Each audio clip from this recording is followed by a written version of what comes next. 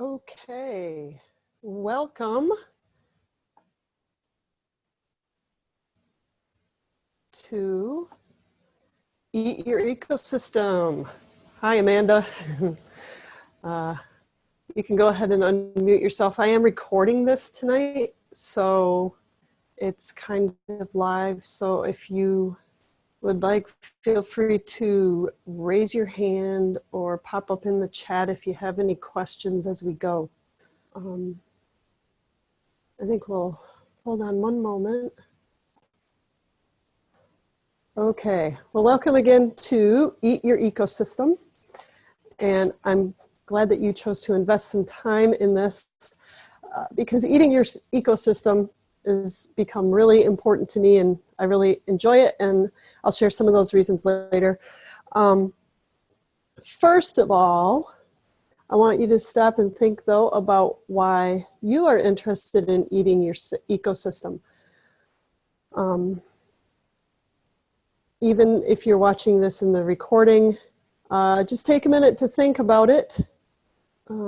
Most of the reasons that I hear are because you want to learn how to get a free lunch, which certainly we'll talk about. Another reason that people come is they want to learn about how the ecosystem can benefit their health. What have plants got to give to you? Those are all very good reasons. And I'll tell you, I started out with hearing about all the wonderful things that all these plants could do for you. Dandelion is great for your liver, and plantain is a super healer, and lamb's quarter is good for you, and you should make tinctures out of mallow root. But I said tincture and decoction, I learned that just this winter. And how to make a salve. I don't know how to do these things, and I don't really have time to sit and read a book and figure it all out. I wasn't that motivated because I don't use tinctures and salves a whole lot. We're generally a healthy lot, and I have other things that I use that I felt like were just as beneficial, so it outweighed the cost of my time and energy to figure it out. But then I got hold of a book that in the follow-up email to this, I'll send you a link for it. It's called The Wild Wisdom of Weeds. And I said, oh, eat the weeds. Eating I get. We do that a few times a day, and I could figure that out. So that's what I did, and that's why I started eating my ecosystem, and I've enjoyed benefits from it. And that's why I want to share it with you, because eating is a thing we do and it's really super easy. So that is what I'm going to share with you tonight. I'm going to pull up the slideshow. Thank you, guys. We have plantain now. Okay. When you think about eating your ecosystem, the first thing that I have learned is abundance and ease. Like I said, when I said, how easy can it be? Eating it. That's what nature's all about, is huge abundance and ease. Ease being freedom, lack of difficulty or discomfort, or being effortless. So by definition, then disease is the opposite of ease. There's a great deal of effort. Everything's hard. You don't have freedom because your body doesn't work or things don't work right. So I want you to think about oh, it's not kicking up my poll here. It's supposed to. Nope. Well,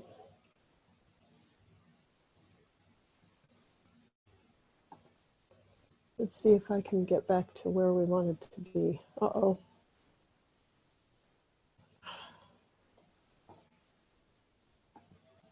One moment. Technical difficulties. Let's try that again. I'll tell you what. Nope, my poll's still not coming up. Well, that's okay. What I want you to think about is on a scale of 1 to 10, 1 being life is just hard. I can't even open my eyes in the morning.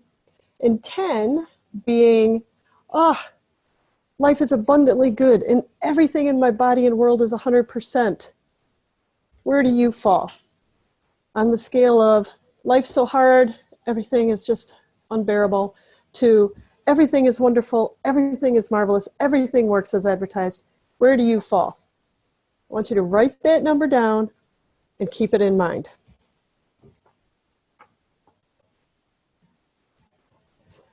As we go through this, we're going to talk about why to eat greens, parts and values of the weeds. It has everything to offer to you, and there's lots of goodness in the whole plant.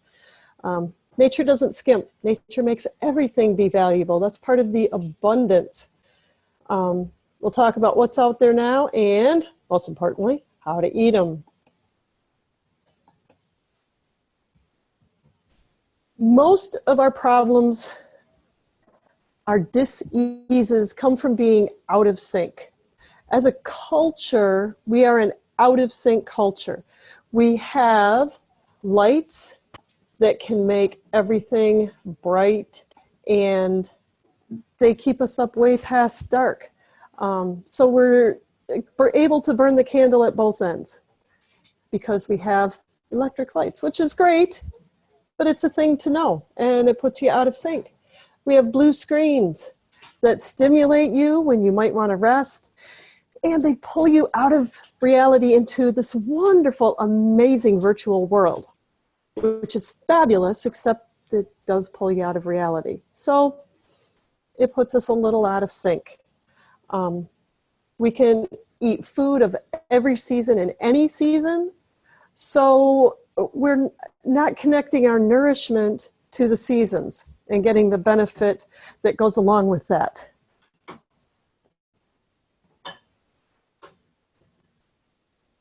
And most of our work or our school is inside. And so again, we're not connecting to the seasons.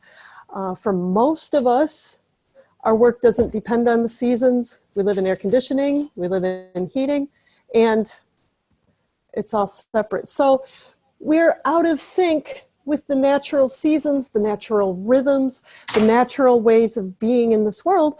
We are not at ease with our ecosystem, with the culture that we live in. And that comes at a cost. I challenge you to think about what your cost is. Take a moment and think about it, because I'm curious too.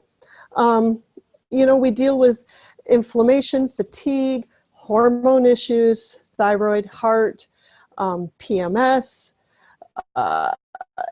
depression, anxiety, love handles. All of those things are symptoms of our out of syncness and disease. I was out of sync. I'm learning. I'm on a path to aligning better. It's kind of like a lifelong path, but I'm on it. And where I started was with thyroid issues. I had burned out my thyroid because I was staying up so late. I was pushing myself constantly. I'm still not a very good sitter, but I'm getting a lot better at stopping and resting. We eat food in season, but I wasn't eating within the time rhythms. I wasn't staying within the natural cycles of time and digestion. I was out of sync. I didn't have joy. I wasn't that much fun to be around. I didn't enjoy my family. It had a huge cost. And I still have a drawer full of supplements. Thyroid prescription, that kind of goes with the territory, but all these other supplements for energy and heart and adrenals and all these other things, that was a huge investment right there. So I had productivity and time costs. I had relational costs. I had supplement expenses. All of these things that were costing me as part of my dis-ease with my world. We all have those. So think about it a minute, and now write that number down next to the number of where you are on the scale of ease and dis-ease. Record those numbers. So why eat your ecosystem? This is something, the more I've worked with it, the more I have felt strongly about it. Your ecosystem is designed to support you. That is by design. The weeds in nature's garden are there to support you and nourish you. They have tons of things. They have a purpose there. They're part of their ecosystem, and you are part of that same culture. They're there, most of them are there to bring, whoops, see this, does that to me, to bring balance. Most of them are nature's first responders, or they are nurturers and sustainers. They bring balance into their environment. They also provide then adaptability and sustainability. Right there. They are part of the system that goes into malnourished areas, areas of high compaction, areas that have been neglected where nothing else can grow, the more needy plants. They help break up the soil. They bring in deep nourishment from down deep up to the top. They bring in the pollinators and the other things, the flora and fauna that support life. They bring life to the soil, and then they protect that life so that it can flourish and other plants can come in. The grasses tend to choke things out. Thistle in particular, that is its gift in the ecosystem.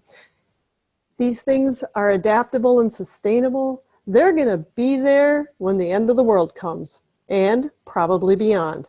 If you've tried to get rid of dandelion or weed lamb's quarter or amaranth pigweed out of your garden, you know, these things come back.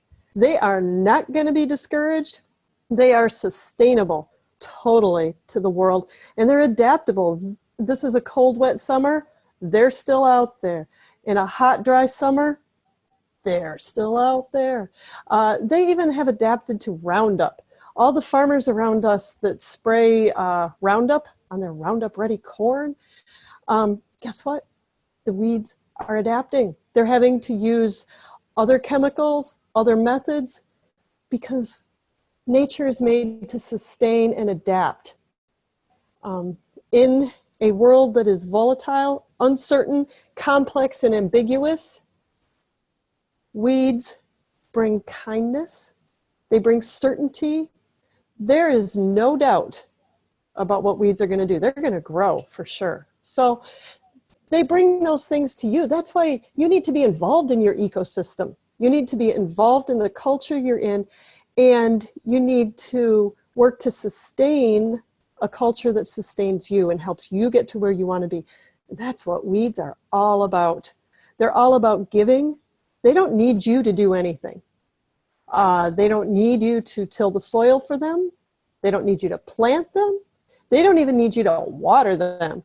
In fact, some of them are by design keeping the ecosystem going when there is no water. That's what they're for. They're for giving nourishment, giving hydration to you. You don't have to do anything. All you have to do is be prepared to receive the gift back. You need to appreciate them and use them. That's all they ask from you. And as part of that giving and receiving culture, that gifting culture, it doesn't deal in dollars. Nature is free. This is your free lunch, especially if you like salad. But it's free. Nature doesn't charge a thing except a little gratitude, little effort. And who can't do that? Eating your ecosystem involves you in your personal culture. It gets into your culture, your inside, and you'll see. It helps your digestion. It helps your whole body. It affects your inner culture, and it's making you part of your outer culture. That's why it's so important to eat it and be involved so intimately in what's going on around you. The whole plant is designed to nurture you. Nature doesn't waste stuff. It doesn't waste anything. Even if you don't use it, it's going to go to another purpose. But for you personally, nature has provided a lot of roots. The job of a root is to add moisture to your colon. It's a transfer of energy. It helps with detoxing. Roots especially help pull out the bad guys and escort them on out.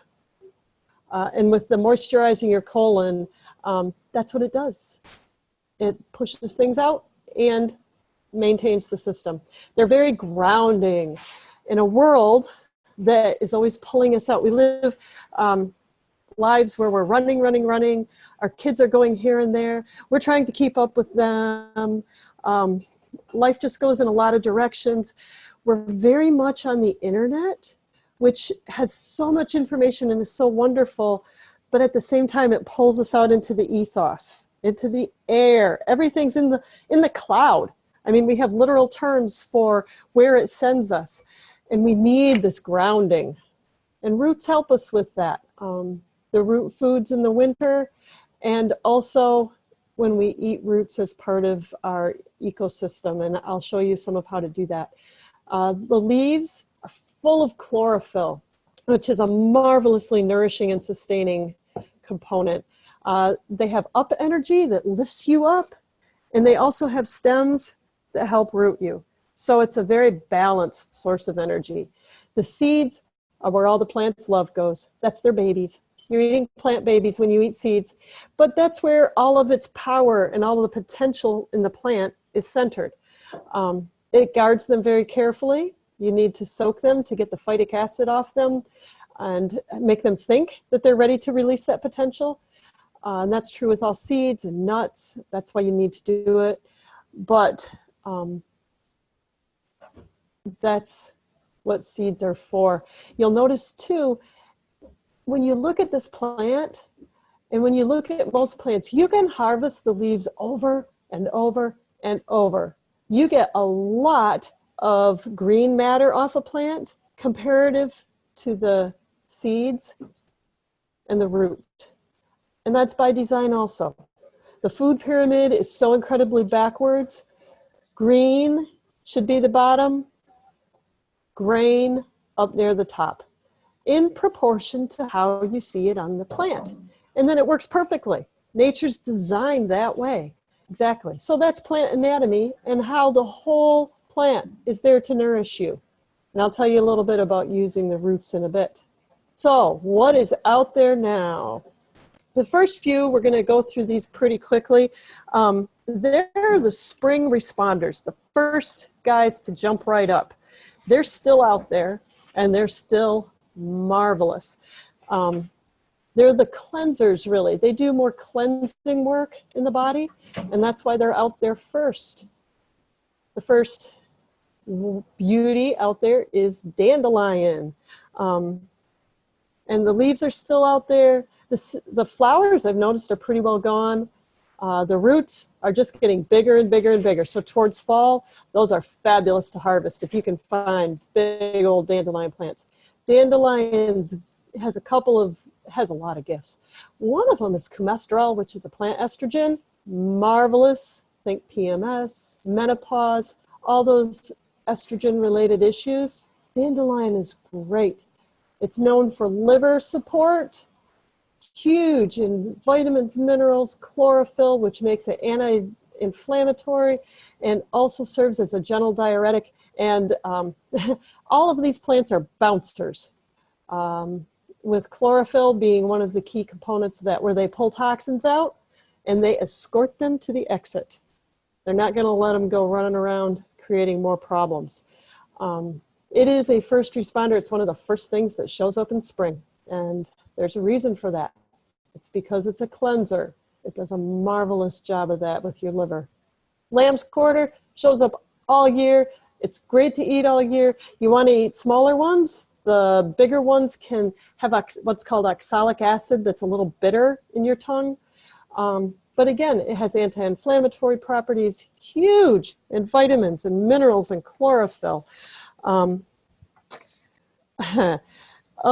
one pack of lamb's, 1 cup of lamb's quarter has 73% of the USRDA for vitamin C and 90 of vitamin A, 96% for vitamin C. That's pretty huge, right there in that one little plant. That's part of why it's fabulous in the spring, to help you get things cleansed and moved on out, to tone your digestive system after winter. It has amino acids that your body doesn't produce. And again, it's right up there in the spring. The seeds are wild quinoa. I'm looking forward to trying those. I'm letting a few plants go, and we'll see what happens. Thistle, no, again, huge for the liver. This is vilified and said it's horrible and should be eradicated, but it is the all-time first responder. It goes in where no one else dares to go in the plant world. And it's all about bringing in the next group of plants. It brings up deep nutrition to the leaves, and it has them there for you. It has them there for the other plants. Those beautiful purple flowers. Flowers' job is to nourish your soul. And the thistle puts out beautiful purple flowers. It's a liver cleanser, can provide hydration. It's a wonderful plant for balancing the alkaline and acid balance in your body, which, you know, we lead lives of stress. We live in a culture of stress, right? Back to culture. Thistle is all about culture. It is all about changing its culture. In a culture of stress where we get very acidic, the thistle is there to help you balance that and bring you into a more neutral, alkaline state. That's its job. That's its role in your culture, both internal and external, because it does the same thing for the ground that it's in. Like I was saying, we had an overgrazed spot in the pasture. It was just kind of a throwaway pasture, a place we let the animals go out and do what they wanted to do and hang out, but we didn't worry about it too much. And thistle was all over the place. It was especially these big, huge guys right here. I went out, it's had 2 seasons of rest because we sold that little piece of property and the guy didn't put anything out there like he thought he would yet. So 2 seasons of rest. I went out there, I found one spindly thistle plant. It had done its job. It created a culture in the soil where new plants could come in and the grasses could thrive, and it was getting choked out. That's what thistle does. Deep nourishment that allows you to be stabilized and healthy and move into new and better things. Okay, what's out there right now for you? Our summer plants, purslane. Purslane is a hydrating plant. It's a succulent. It's all about bringing moisture in and sequestering it. So it provides ground cover to hold moisture in and protect soil life in dry times. And being a succulent, of course, it's full of water itself, so it can give that back. When you eat it, you get highly mineralized water because, of course, it's a weed, so it's pulling up nutrients to the top. It's very alkaline, so again, it brings you back into balance, and it provides moisture in a hot, dry time. That's summer. It's very adaptogenic that way for you. Because it has the chlorophyll, it's anti-inflammatory, so it has those good qualities. It's cooling in the heat of summer again. It's full of vitamins, minerals, and chlorophyll. It has tons of vitamin A for your vision, your lungs, and your oral health. Lots of B for energy. C to help build your immune system, and again, in your lungs. Those summer colds, purslane. Intestinal issues, stomach gets a little off from the heat, purslane's there to help balance it. Skin, vitamin E, purslane has it. You get a lot of UV. Your skin is totally beat up by UV sun in the summer. Purslane's there to help. That's its job. It has 6 times the vitamin E of spinach, 7 times the beta carotene of carrots. And I did not look up what this vitamin is, but it said that it is the highest source of vitamin Q. So look that one up. That'll be interesting. 1 serving, which would be about a cup, has your USRDA of calcium and potassium. It is one of the most nourishing plants on earth. Gentle, quiet little purslane. I leave it in my garden a lot because of its hydrating qualities. It helps protect the soil. It protects the culture in my garden, and it does the same for you. Has melatonin to help you sleep in the hot summer nights when you've been working so hard. It is a fabulous healer. When you're working so hard in the summer, we're hard on our bodies, the environment is hard on us, it is a healer. It's both a poultice and a juice. It's a great immune system booster, antibacterial properties, helps tone your digestive system so that it works properly, and provides bladder and prostate support. I'll show you how it's a thickener, and that's because of its mucilaginous properties, its hydrating qualities, which is true of mallow as well. Mallow has the same anti-inflammatory properties. These are thanks to the chlorophyll. Chlorophyll is like a blood transfusion to your body. Grass and thistle I find to be highest. They're my like super almost black-green juices. But all the plants have it. You know, chlorophyll is the thing that makes plants go round. It's a huge boost to your red blood cells, which carry oxygen, which does, well, you know, everything that it does in your body. You need to be well oxygenated. You need strong red blood cells. And that is what these plants all do for you in spades, more than even our cultured plants, kale and spinach and all of those. These have them be hands down. So anti-inflammatory properties, huge amounts of vitamins, minerals, chlorophyll, A complex, potassium, zinc, iron, selenium, sodium, iodine, all of these micronutrients that you need.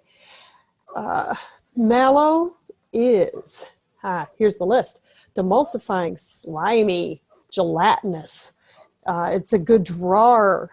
It draws things out, toxins and anything else you have going on.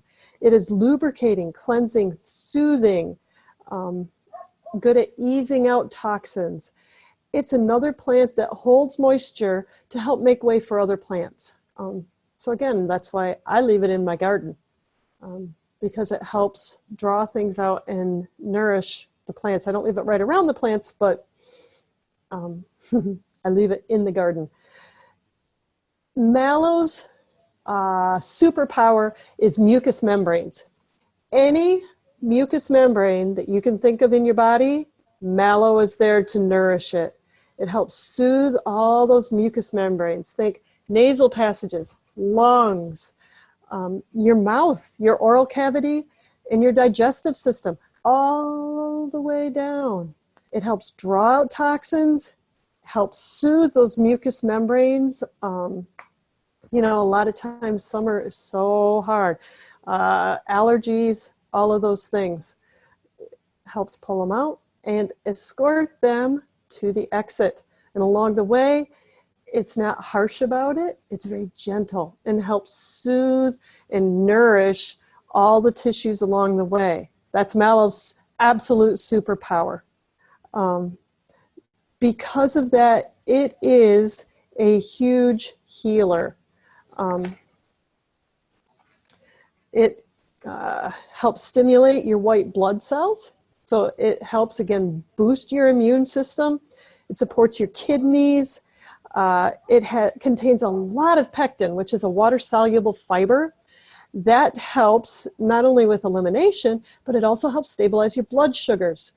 I believe it was either lamb's quarter or dandelion is also really good at balancing blood sugars.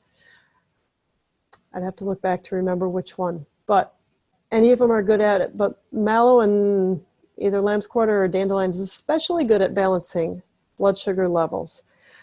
It's really good for your skin. It acts as an emollient and an astringent.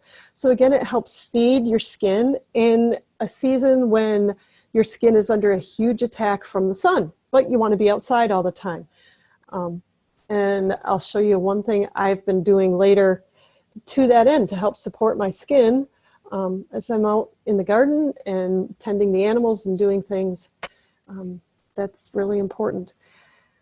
And mallow's other contribution to summer health is it can act as it has certain ephedrine qualities, which is like an aspirin. So all those muscles that you work so hard and you're going,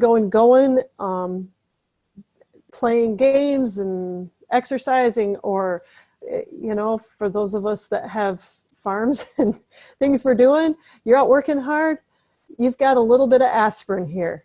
It'll make you feel better all the way around. The magic tonic is mallow water, and I'll show you that. I got some started. You just chop it up in the blender with some water, let it sit overnight or let it sit 24 hours and strain it. And you have all the benefits of mallow ready to go, super available to you.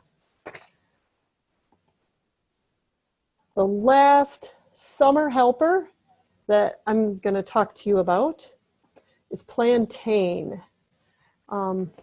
This is one, I had seen it in both these forms and I was kind of confused about what plantain was then.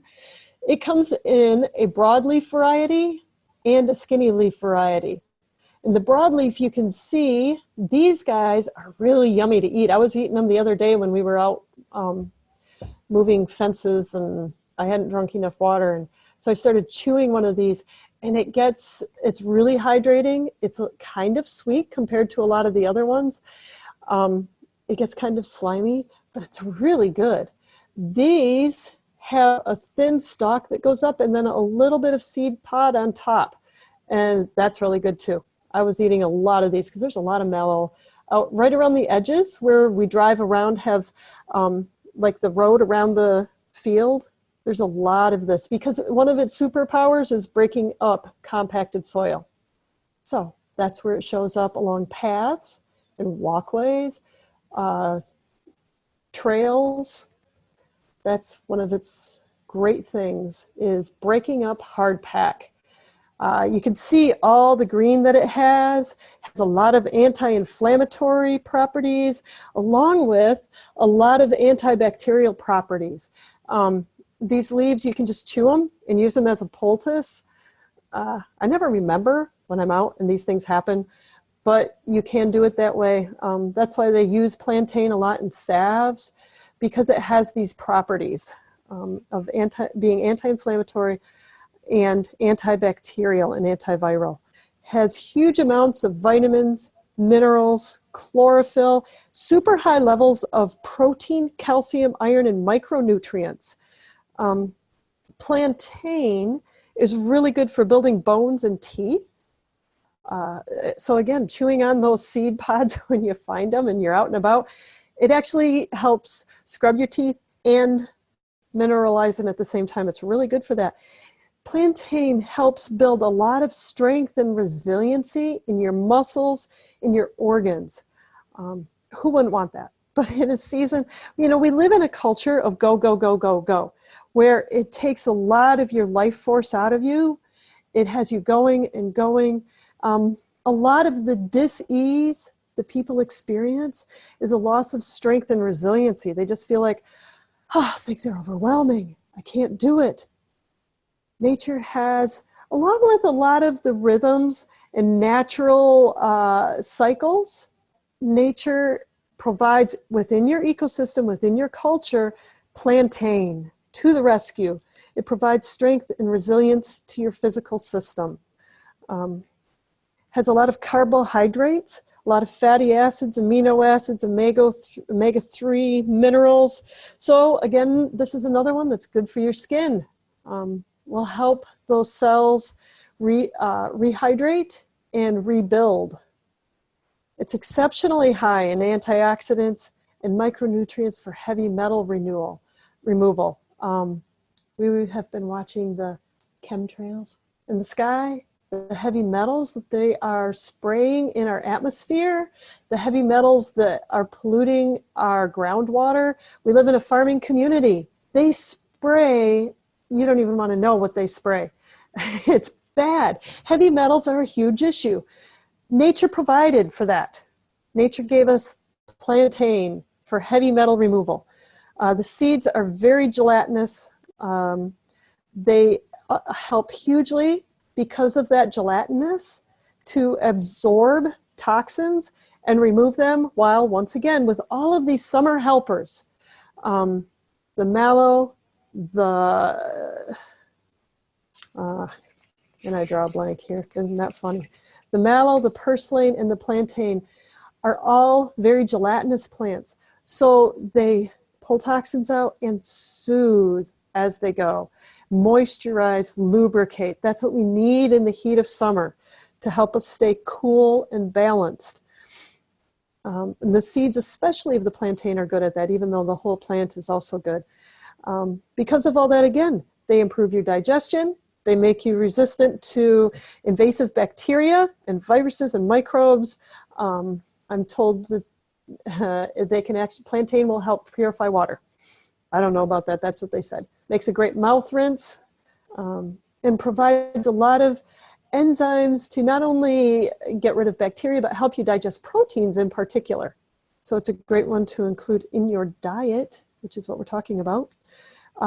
Plantain is your #1 first aid healer for wounds, bites, stings, bacterial and viral illnesses. It's a pain reducer again. So you see how these things are designed. They are in your ecosystem culture to help you.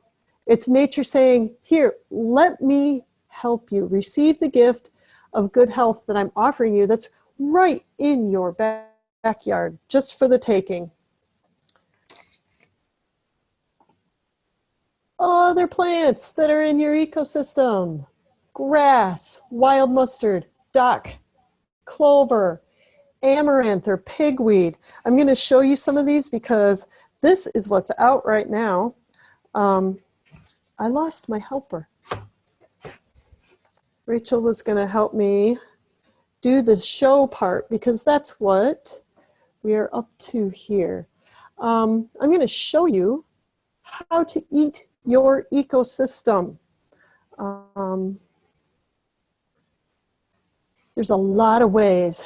I'm going to show you green juice. Once you have green juice, you have a marvelous, easy way to enjoy these things. You can add the green juice to lemonade for green lemonade. You can add it to hot or iced tea for a little bit of pick-me-up. I just added it to my water with some apple cider vinegar, and it's very, very refreshing in the summer. I made a lemonade and iced tea, and it had green juice to it, and everybody thought it was fabulous. I'm going to show you my green smoothie eggnog that I have for breakfast every morning. It's nice and light. I can make it warm if I want, or if it's really hot out, I can keep it cool. I'm going to show you a salad.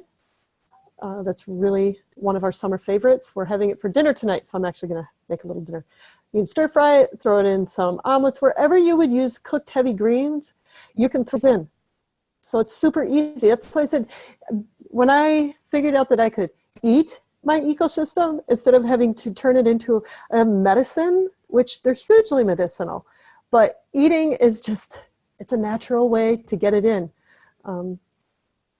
It's a lot easier. You're going to eat anyway. I made a lot of pesto this year. We have dandelion pesto, lamb's quarter pesto. I think I made just a general weed pesto with the amaranth, pigweed, and some chickweed, and I don't know what all else. I put a whole bunch of stuff in. It's really tasty. It's really good, and it's a really easy way to eat your ecosystem. So if you'll bear with me a minute, I am going to change out my screen.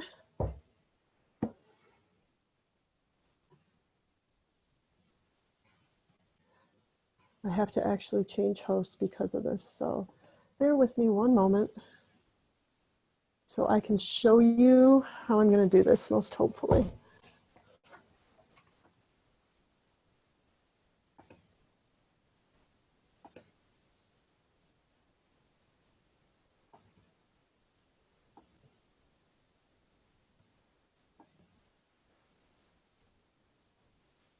Okay. Go to the video. Okay.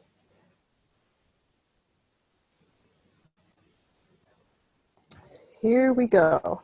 And I'm going to do this the best I can, one-handed.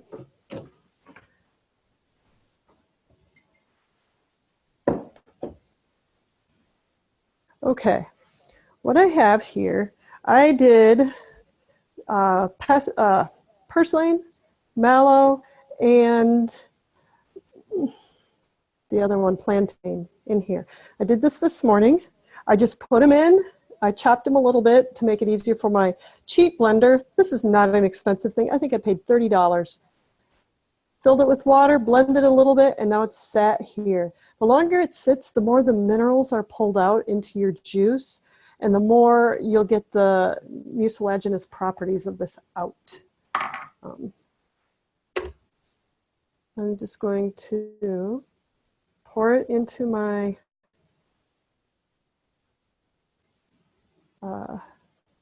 pour it through cheesecloth. You can see it's sticking there. Like I said, grass and thistle, which again, I just chop up, put them in here and let them be. They go right through and go really well. Hey, Frank, can you go get Rach for me? I need Rachel. And this is just a little thicker. You can see it. If you could feel it, it would feel slimy. It's what it does. But that's all the super good properties of it. I'll show you in the jar.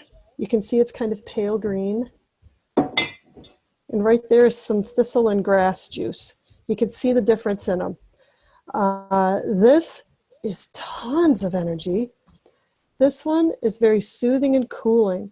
So in my summer tonic for the guys when they've been out working really hard, I use this one. If I'm going to add a little bit of something in the morning to my smoothie, I add the dark green of the more chlorophyll juice. So that's just a super easy way, and you can add it to anything you're drinking. It's just very, very flexible. So that's green juice, super easy. Can you hand me the jug over there?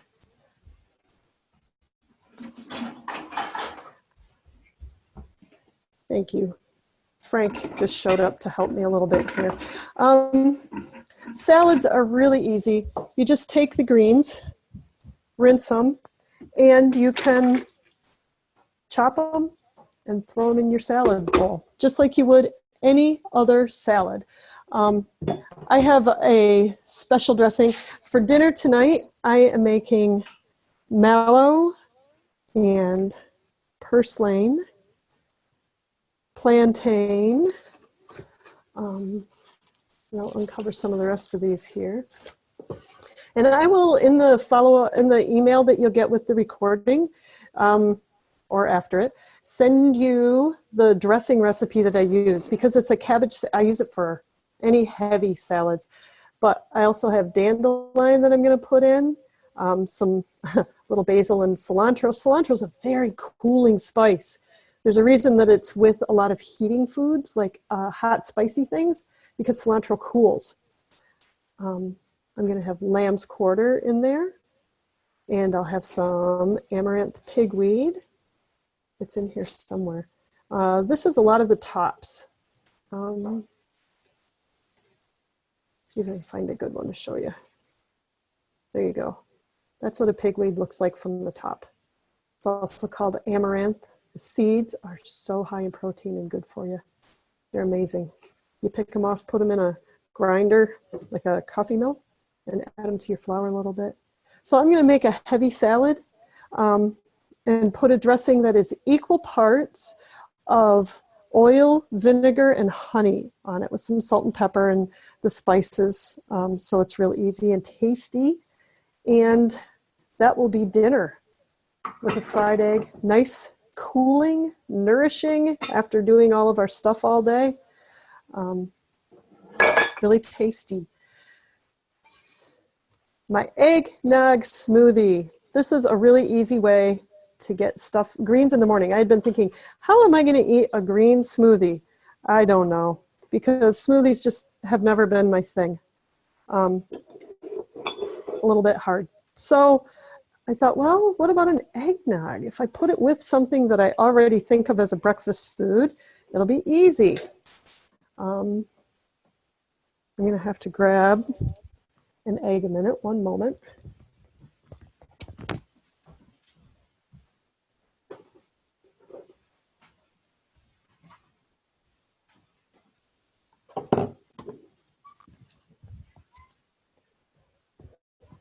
Alrighty. So I've got some weeds to put in.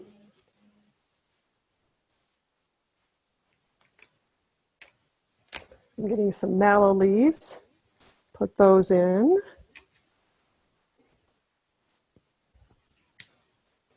A bit of purslane. I'm going to grab, I'm putting everything in tonight. And what I put in the morning depends on kind of what calls to me when I go out. I try and get it the night before so that it's really easy and I don't have to be wondering about what I'm going to have. The more you can set yourself up to succeed like that, the little steps that just propel you forward, the better off you are. The easier it is to make changes. That's a real easy habit change thing. Okay, there's some more pigweed. I'm going to put that in.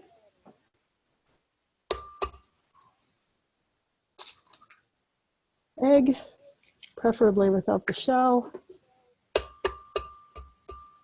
Another egg.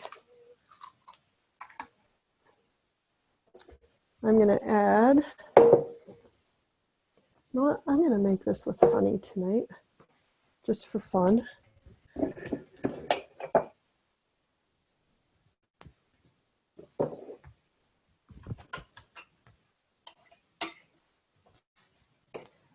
But you can use any sweetener you have. I usually use maple syrup because that agrees more with me, but if honey works for you, honey is good too. And tonight I'm going to use that. All right. I'm going to go, usually I blend this and then I let it sit. So this is going to be loud for a moment.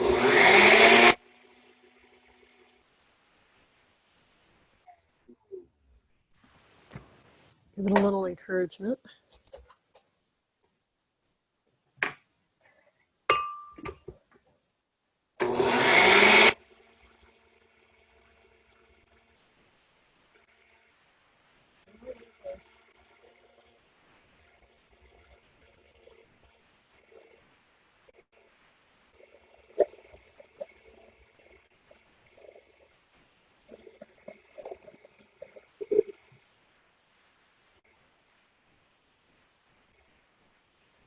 Okay, so it takes nice and smooth.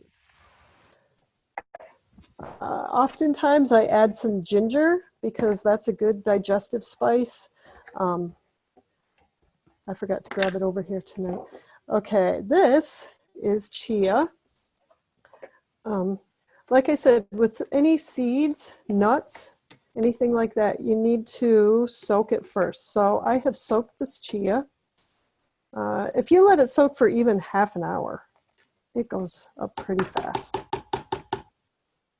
This is what I heat. Sometimes I'll heat this and boil it in the morning with the milk before I add it.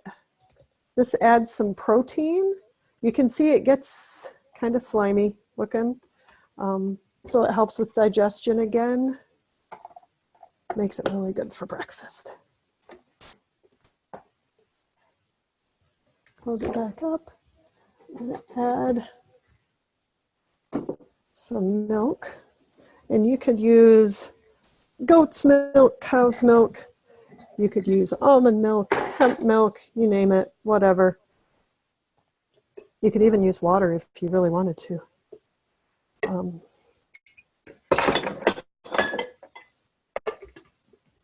The recipe that I'll send to you has quantities, but you can see I'm just pouring it in. I make it to taste. Same with the sugar, with the spices. This is lots of flexibility. It just makes it easy to eat greens in the morning, which is a really good way to start your day.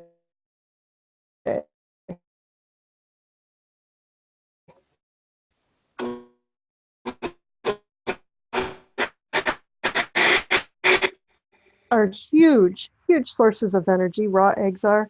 Of course, as always, you want to make sure that they're good farm fresh quality so that you're not consuming all the nastiness that the hens have been living in. But there we go. Some easy ways. You've got juice where you just blend it up and strain it.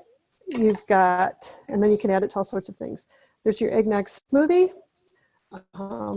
Here's the pesto. Rachel added a little bit extra oil to this particular one, so it's a little, you can see it's just a lovely green. It's really good. And everyone in my family that likes pesto likes it. So again, it's a really easy way to incorporate the weeds just right into what you do anyway. You don't have to do anything extra. You're just eating, which is really easy.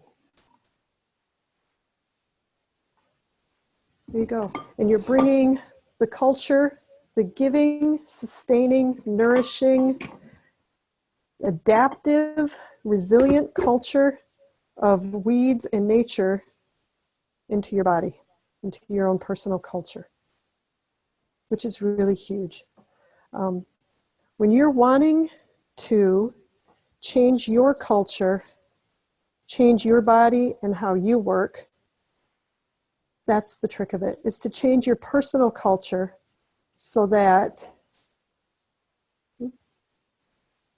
you can be more healthy. Just like the plants have a lot to give you, and their job is to change the culture of your ecosystem, to sustain and nourish it. That's what they have for you. And when you're wanting to have change, that's a thing to think about in your own personal culture. I'm going to go back.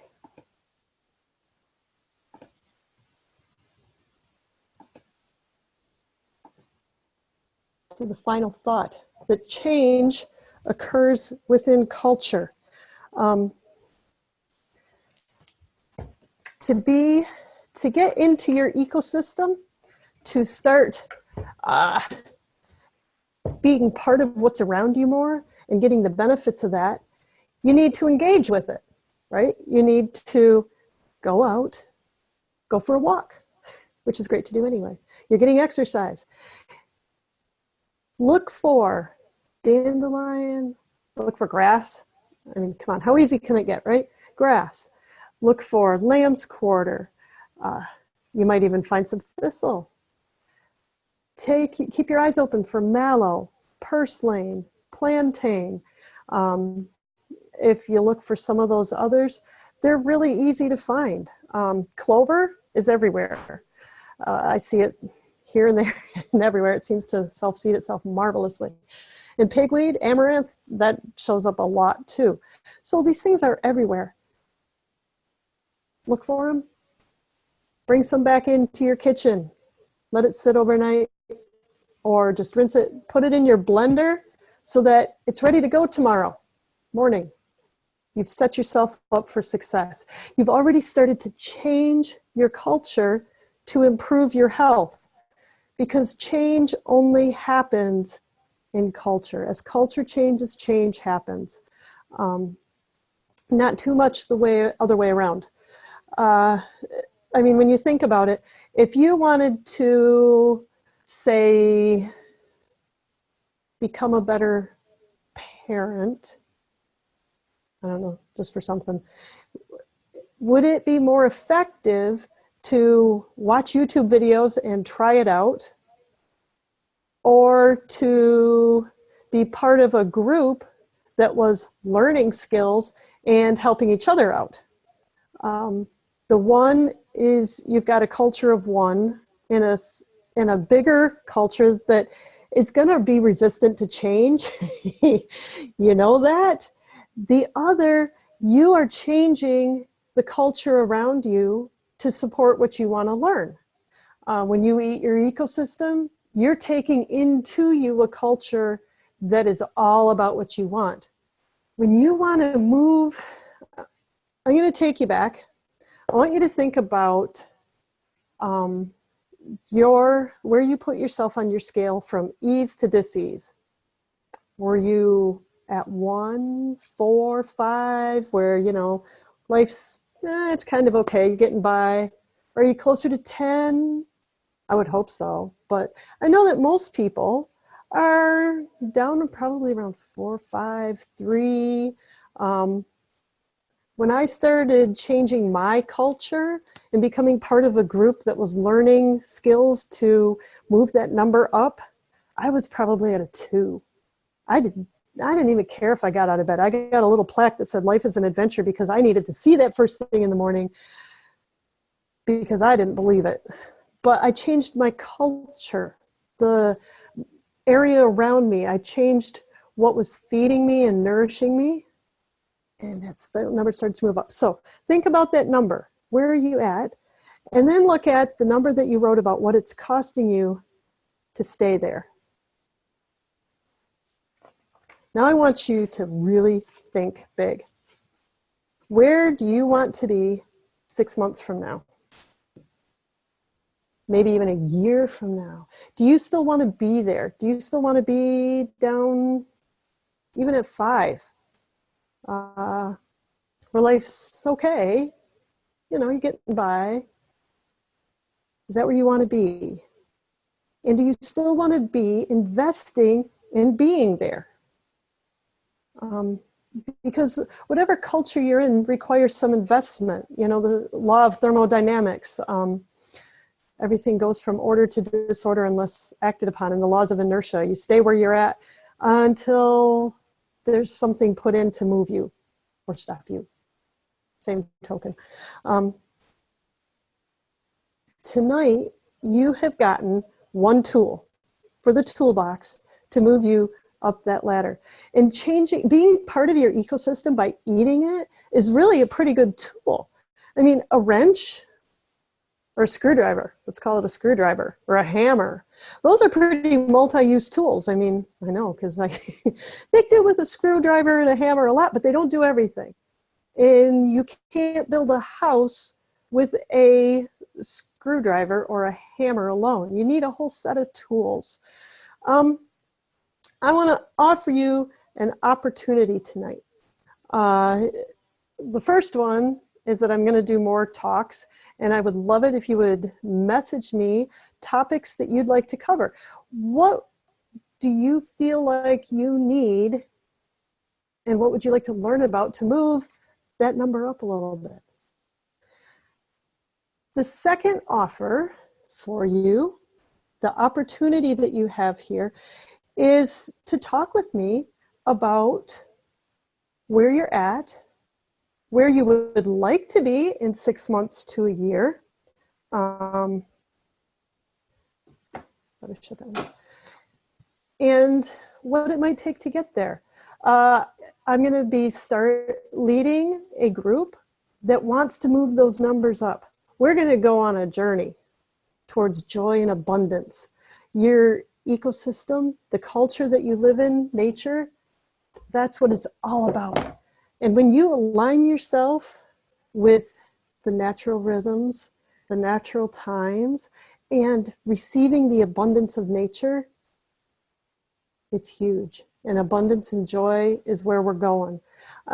If you're interested in that, we can talk about it. We can talk about, like I said, where you are, where you want to be, and what it might take to get you there. And see where you're at. So let me know. I would love to have you come along on that journey, but let's talk about it. Let's see where things are at and see what you want to do. A link to that will be in the email that follows up, or just contact me. I'd love to talk. Nature is so abundant. Abundance is yours too. It's a huge gift that nature has to offer you just for the receiving. I encourage you to look at your culture. What do you need to change the culture that you are in order to get to where you want to be? Find a way to be part of a growth culture, to learn the skills that you need in order to be everything that you were created to be, to do everything that you were meant and put here to do. I encourage you to do that. Nature is abundant and has tons of gifts for you if you choose to accept them. Go for it. I can take any questions now, or if you have questions, send them to me. I'd love to hear them. I'd love to hear what you have to say and what you're wondering about. Thanks for coming, and I look forward to talking to you later.